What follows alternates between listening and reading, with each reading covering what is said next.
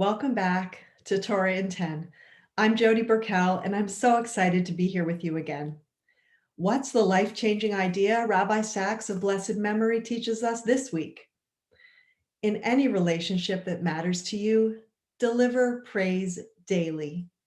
Seeing and praising the good in people makes them better people, makes you a better person, and strengthens the bond between you. We're talking once again about the power of speech. Who grew up with the rhyme, sticks and stones may break my bones, but names will never hurt me?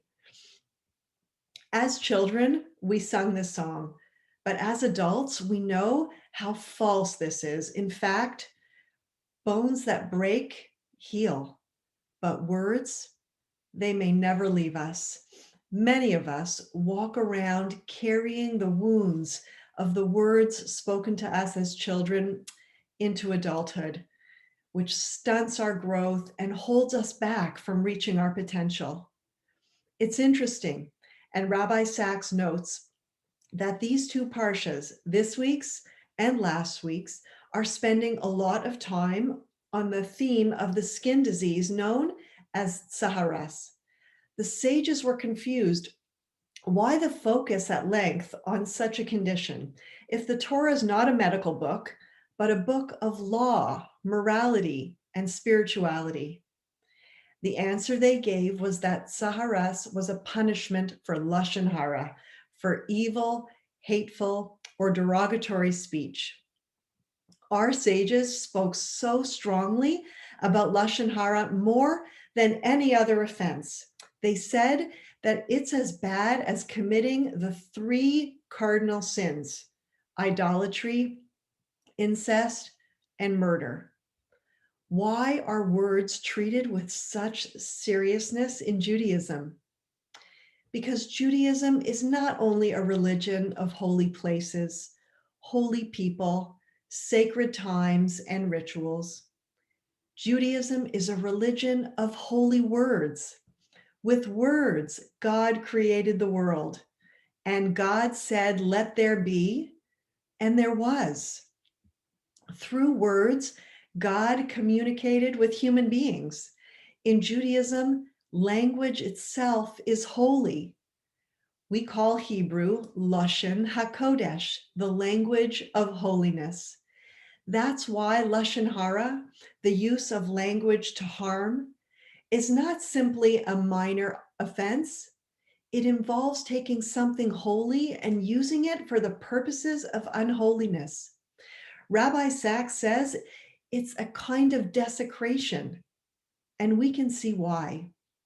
Just as God created the world with words, so can we create and destroy relationships with our words.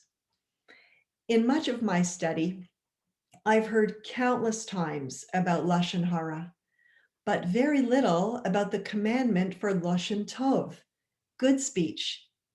There is a teaching in Pirkei Avos that speaks about Rabbi Yochanan ben Zakkai's disciples.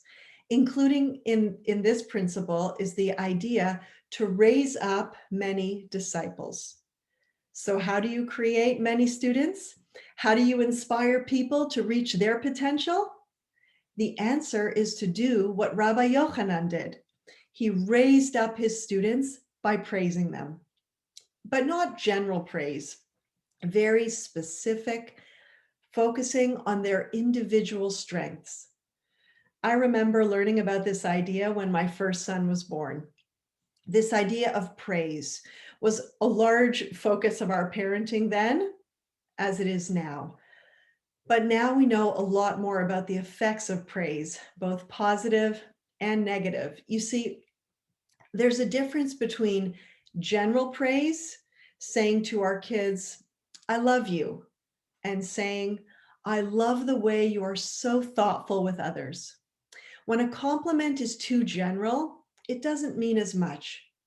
Kids want to know you care enough about them to notice specific things they do. So take the time to point out something that's definitive, especially if you're hoping they will repeat it. This is not just an idea for kids. This is a life-changing idea for each one of us.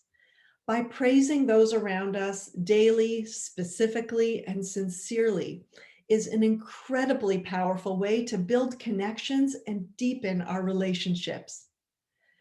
By focusing on praise, on the positive we see in others, catching them doing good, as Sarah Hannah Radcliffe likes to say, is useful not just within our families, but far beyond this. What's the opposite? When we don't receive positive praise, encouragement, and acknowledgement of our efforts, we're deflated, discouraged, and our overall performance is lowered. So important is the power of praise, of a kind word, an encouraging word to those we are in relationships with, be it our children, our spouses, our friends, and our coworkers.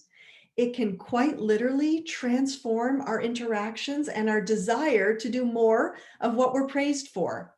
We rise and fall with words. If lashon hara destroys, praise given daily, specifically, and sincerely is the antidote. It heals what lashon hara harms. Evil speech destroys relationships. Good speech repairs them.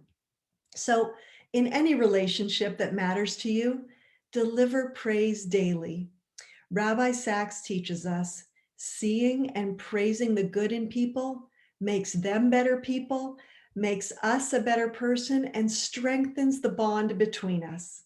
And that is a life-changing idea we can all use.